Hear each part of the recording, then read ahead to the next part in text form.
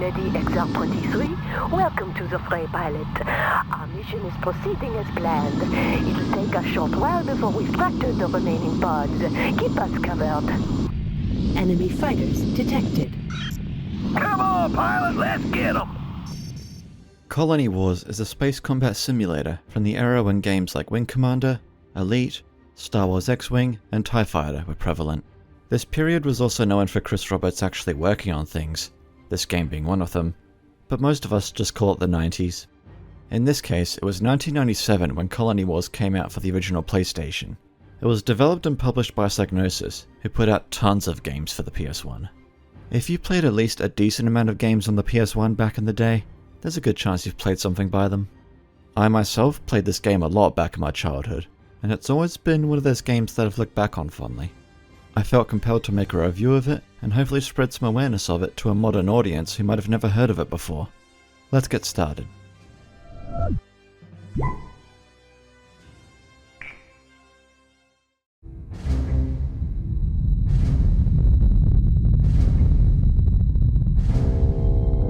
When I was very young, the Earth Empire controlled the skies.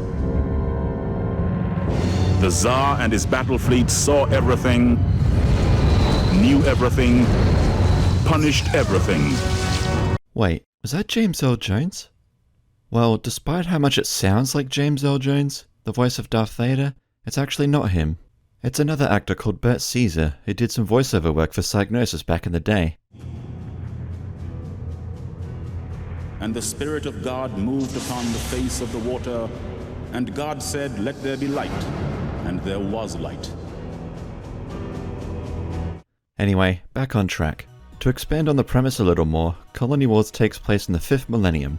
The aptly named Earth Empire has expanded beyond the solar system to other star systems. Because of their tyrannical and exploitative rule, a rebellion movement begins trying to fight back, who call themselves the League of Free Worlds. This is who you fight for. Looking at the game now, I don't think its visuals have aged too badly. For the time, these graphics were considered to be some of the best for the PlayStation. There's a nice amount of detail to all the ships and planets, along with the lighting effects that all help make for a nice looking game. Now there isn't a lot of variety when it comes to the environments you fight in, since every mission takes place in the cold dark vacuum of space, but there are some nice looking mission areas from time to time. Objects such as wormholes or colourful planets being present helps give at least some variety. Both of the game's factions have their own unique ships that each follow a similar type of design, so you can always tell the difference between friendly and enemy ships at a short glance, regardless of the target indicator. Rule of thumb, League ships are green and tend to look like this, while Empire ships are grey and look like this. On top of that, the League shoots green lasers and the Empire blue. If you go into combat and still can't tell the difference by this point, it's off to the deaf minds of Morpheus with you. I do find it interesting that the CG models for the Empire fighters kind of look like F-15s that were adapted for space combat. I have to give them props for that. During gameplay, I've always found the game to have an immersive kind of atmosphere going for it.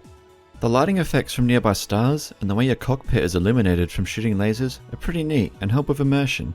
There's some nice looking indicators of damage being dealt, as you'll see different impacts from lasers, whether you're hitting an enemy's shields or hull, or even chunks of rock flying into space if you shoot at an asteroid. The game tries to assist you with combat in a visual sense as well. You can see an indication that the enemy's shields are already down if you're still shooting them with anti-shield lasers, since it'll look like you're just scratching their hull.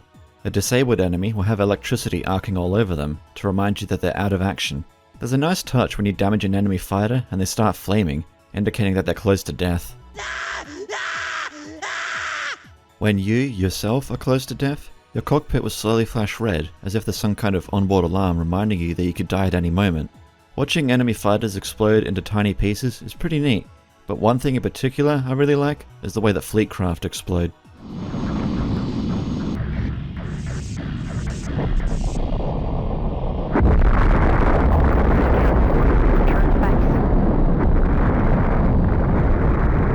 These are some downright satisfying sound effects. One thing I appreciate is that when you've taken down the shields of a ship, the sound for hull damage sounds like it's taken damage. Each hit you land makes you feel like you're ripping enemies apart.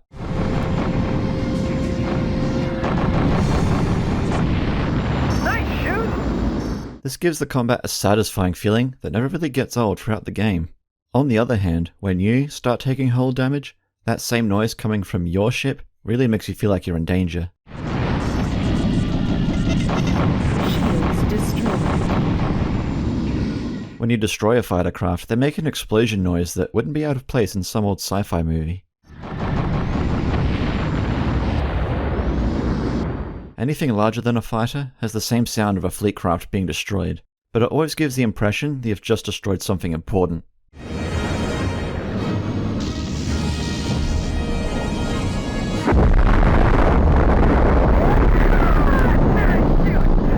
There's a nice complement to all the on-screen action in the form of epic-sounding orchestral music you'd expect to hear in a space opera. There's a range of tracks, such as those that are upbeat and sound like the good guys are on their way to victory, to those that sound dark and as if total and utter defeat is imminent.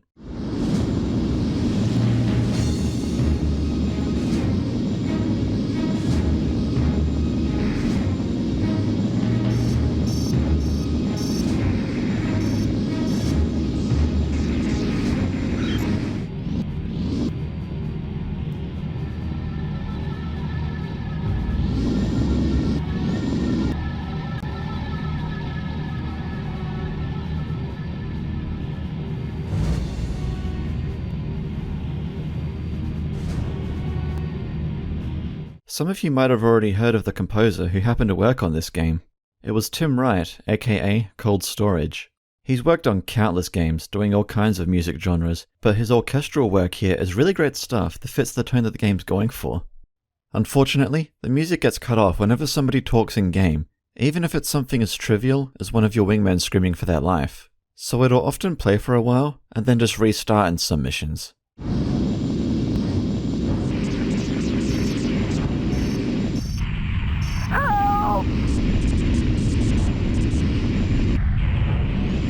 There are only a handful of voice actors credited in the game, but they did a good job at making a lot of the voices you hear throughout the missions sound different and unique. This is Sol Platform.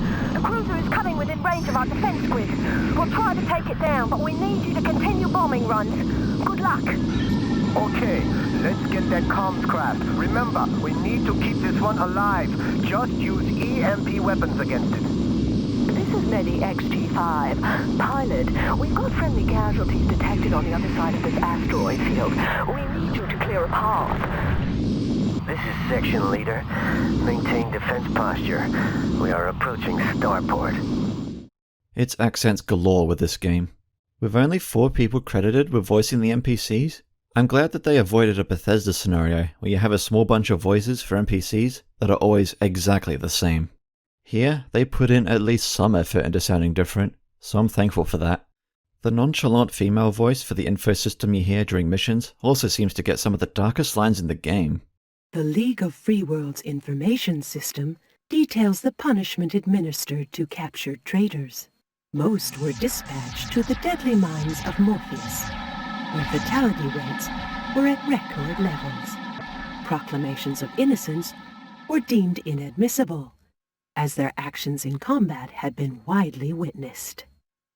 Activity recording devices held sufficient damning information to constitute proof.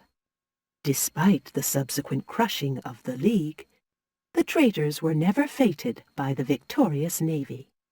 They continue to be treated as prisoners. It seems likely this will continue until all are dead. This same voice is also the one that does all the entries for the game's databases. Yeah, this game has its own little wiki. I've always loved that the game included this feature. It doesn't actually serve much purpose in regards to the gameplay or anything, as it just establishes tons of lore and backstory, which you don't get too much of in the campaign. The only real practical use of it is subtly giving you the game's cheat codes that are buried within audio files, or giving you the stat numbers for each of the game's ships. There's 2 main databases, the craft database and the system database. They won't be complete if you check them out at the start of the game, as they'll only offer information based on where you've been and what you've seen. So you'll only get info on the star system you start in, and only the most basic spacecraft.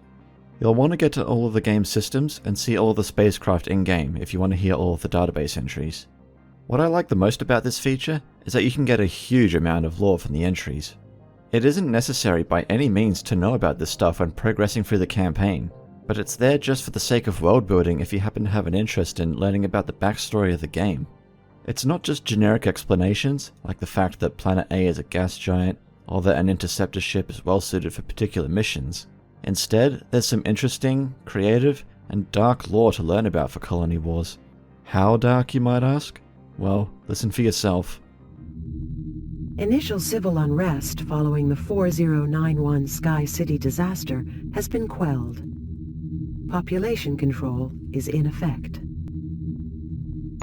Due to the gaseous nature of the planet's surface, initial colonization used experimental sky cities. After 8 years of successful use, material stresses were discovered, but internal memos since uncovered reveal that the population was not informed. Internal binary calls logged at 34, 21, 66, 45 reported the collapse of Jupiter's Sky City 493. 57% of Jupiter's population was killed. Memo traced to the Bureau for Labor Control admitted, material stresses are not unknown in structures of this type. City collapse may be endemic. Expendable populations only to be installed. One of the most notable entries, though, is the one for destroyer fleet craft. Of the 5 original prototype models supplied to the Navy by Devasta Inc., 2 were found to be highly dangerous due to flawed cabling. 1 was occupied and later ransacked during a freak outbreak of face scab madness. 1 was sabotaged by a group of dissatisfied Marines, while the last one fell from the sky during active service, wiping out a field of children. There's tons of these in the game. Not all of them are dark, but a lot of them are just fascinating to hear about, and it can take quite a while to listen to all of them. I mean, they even list off all of the moons for fictional planets that you never even see in the missions. The devs really went out of their way for this feature, and I love it. Anyway, let's start getting into the gameplay. The movement controls are pretty typical for what you'd expect from a space combat game at the time. Ships move quickly, and they can turn around to face an enemy at a moment's notice. However, don't expect your ship's physics in the vacuum of space to be true to life, as you do inexplicably slow down once you stop accelerating, but it's not a real issue. Flying in space is fairly simple, with a barrel roll probably being the most advanced thing you can do with the controls. The lasers from enemy fleet craft are pretty accurate at predicting your movement if you fly straight, so you'll want to always move as unpredictably as possible to avoid them. But in my experience, this just boils down to moving backwards and forwards while dumping lasers into them. Overall, the controls feel responsive and they complement the combat well enough, which is all they need to do. You do have some camera options present as well. You can choose between 2 different first-person views or a third-person view if you want to admire your ship's rear end. Speaking of which, there's a small but decent variety of them you can use throughout the game, from small nimble fighters with bare-bones weaponry to heavy fighters that can rip apart enemies with triple lasers. Unfortunately, you can't choose which ship you want to use, as every mission in the game has one pre-selected for you. While it is a letdown, it's not that bad in terms of gameplay, as your assigned ship is pretty much always able to handle what the missions throw at you. Except when you have to use the weakest ship for late game missions. Look forward to that. Most of your standard weaponry consists of laser guns, and each have their specialized uses in combat. You have 2 basic lasers that every fighter comes with, anti-shields and conventional lasers. These are your bread and butter weapons, as it's a 2-step process to take down just about every enemy in the game. First, you take down their shields, then you go for their hull. You can use conventional lasers on shielded enemies, but it would take too long, so it's not worth it. Anti-shield lasers on an unshielded target will barely even scratch them. There are 3 other weapons you can use, but these only come with certain ships. You have a scatter gun, which does what it says on the tin, but it also has the fastest firing rate of all weapons. It tears through both shields and hull equally, so it's pretty useful when you're up close and need something dead, quick. You have the EMP gun, which shoots EMP? It doesn't do any direct damage, but instead, it's used for taking down a special stat for ships, sensor integrity. The EMP gun is often needed for missions with a specific objective, like capturing a ship, but in the right moments, it can be of massive help in certain missions, as it's quicker to disable a ship than to destroy it. Finally, there's the plasma cannon. This thing deals heavy damage, and does equal damage to both shields and hull, but it does overheat quickly, and it's slow moving, so it's not always the best for a dogfight. But if you unload one of these on a fleet craft, it'll cut through its health like nobody's business. If you're close enough or skilled enough to land hits on a fighter with the plasma cannon, then they'll be dead in seconds. If you want to be any good with these weapons, however, you need to lead your targets with them. There's no indicator to help you with this either, so you'll need to manually judge the distances and aim where you think your shots are going to hit when you're going up against other fighters. Thankfully, you don't have to do it to an excessive degree, since a lot of combat occurs at a close enough range. There are missiles and torpedoes to complement your normal weapons as well. They all have their uses, which are mostly obvious from their names. The missiles are intended for enemy fighters, while torpedoes are meant for fleet craft. You could try and use a torpedo on a fighter, but they can't lock onto anything, so it's not recommended. There are 2 more weapons you get to use throughout the game. You have a mole missile, which is only used for a specific objective in a specific mission or 2, but more notable is the grapple gun. Most of the ships you use have one of these.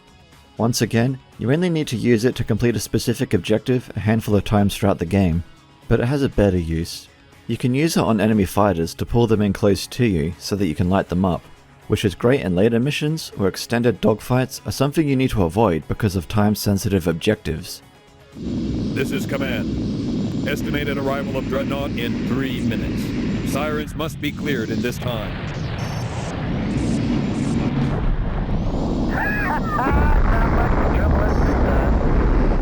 When it comes to fighting against the Empire, it's like the equivalent of trying to use nothing but biplanes against the Luftwaffe. While your enemies all fly ships that are as varied as those on your side, they technically have better stats all around and can destroy a League fighter easily, so it's up to you to make up for the difference. The enemy fighters have most of the same weapons as you do.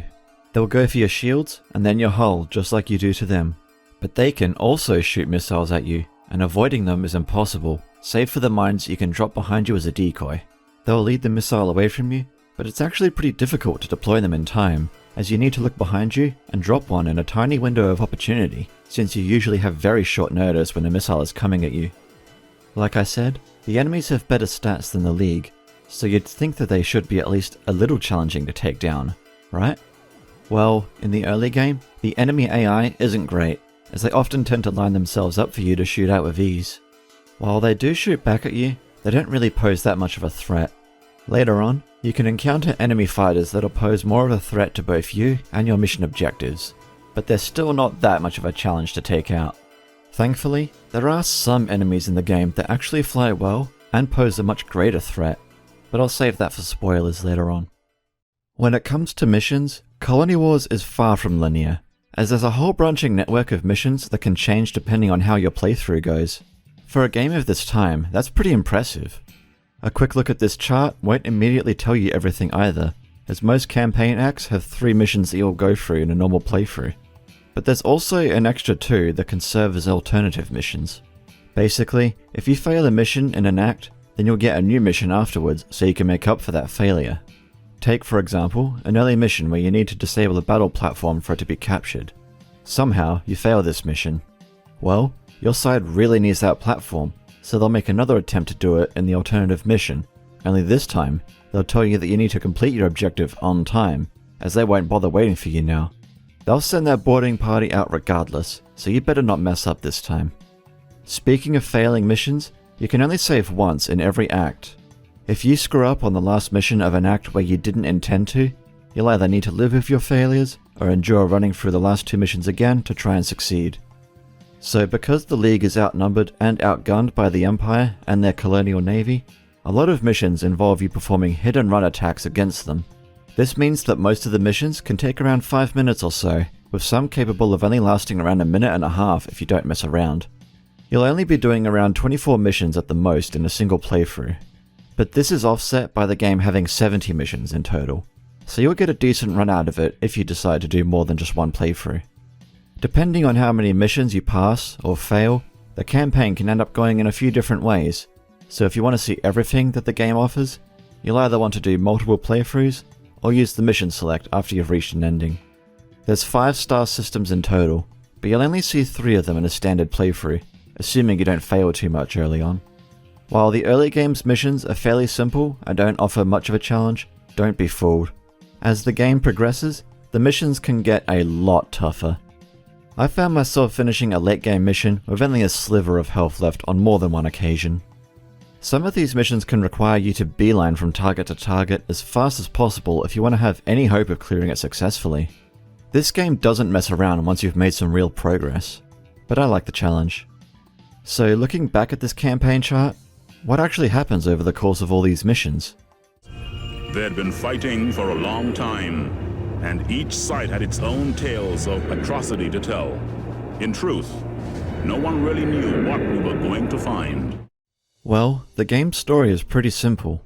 There are no real established characters or anything else, apart from the leaders of both factions, but even then, they're only mentioned in cutscenes. The game's story is all about the war between the Empire and the League as factions. Green ship's good, blue ship's bad. Development of the plot mostly occurs during the game's cutscenes at the beginning of every act. At the start of the game, you join the League as a new combat pilot. The League had managed to defeat the Empire in a decisive battle not too long ago. This took everyone by surprise, but it also showed that the Empire can be defeated, giving the good guys some much needed morale. So following this battle, the League's home system of Galania starts to come under full attack from the Empire. Here, your first duty is to defend some League and civilian targets from the Empire. After either succeeding or failing the first few missions, you reach the first fork in the path of the campaign, which comes as Act 2 of Galania. Your efforts here can send you into one of two different directions that can decide the potential outcome of the whole campaign.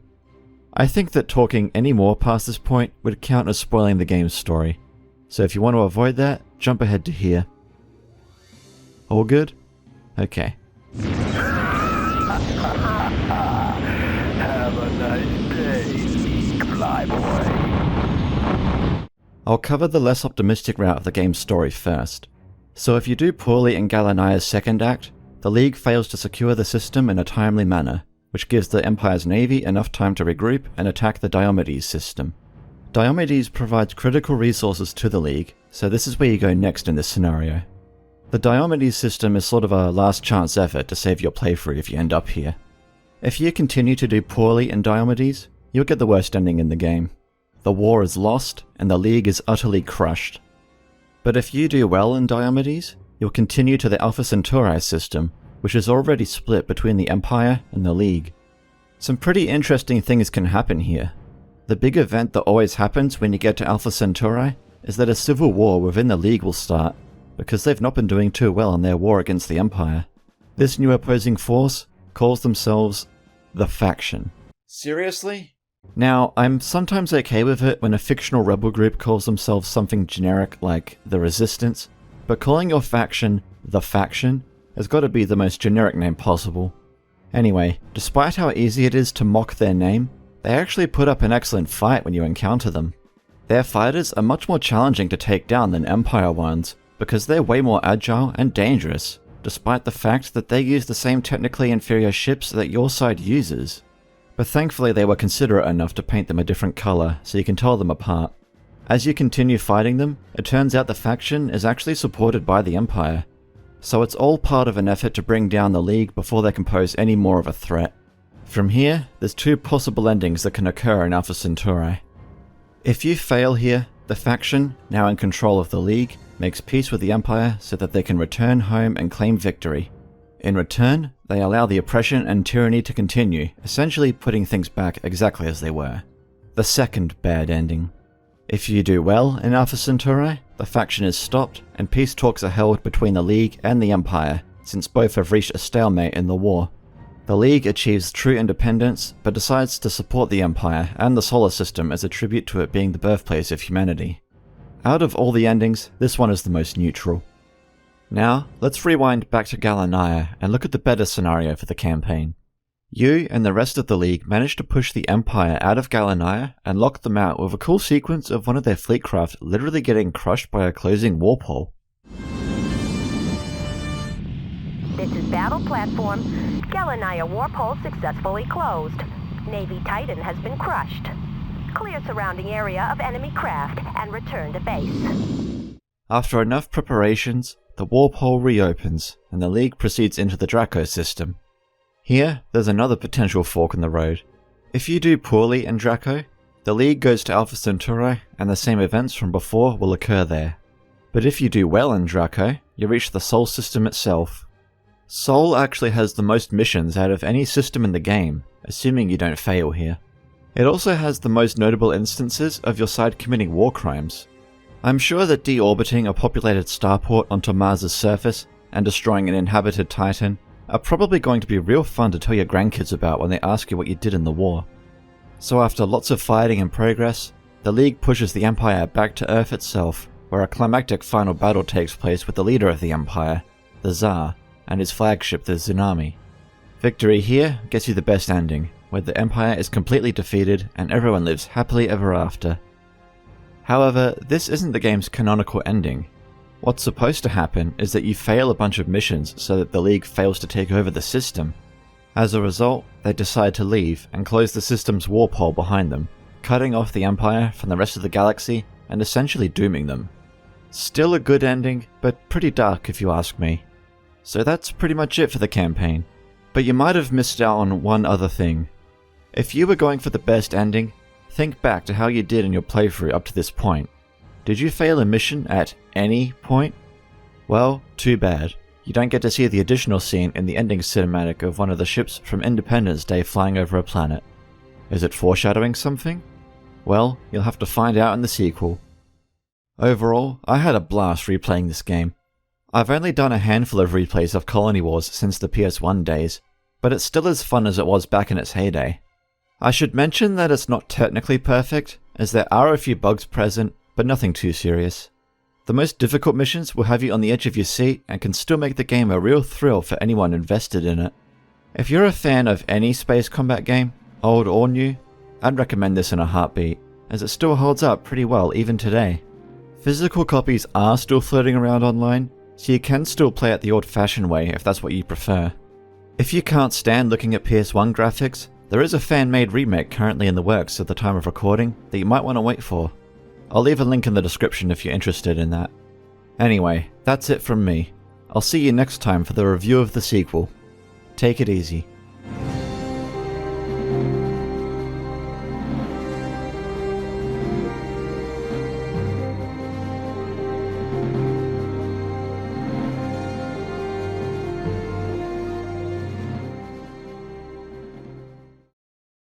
Diomedes was holding, but only just. The League fleets knew it was all or nothing. If we lost that system to the Navy, there'd be nowhere left for the League to hide.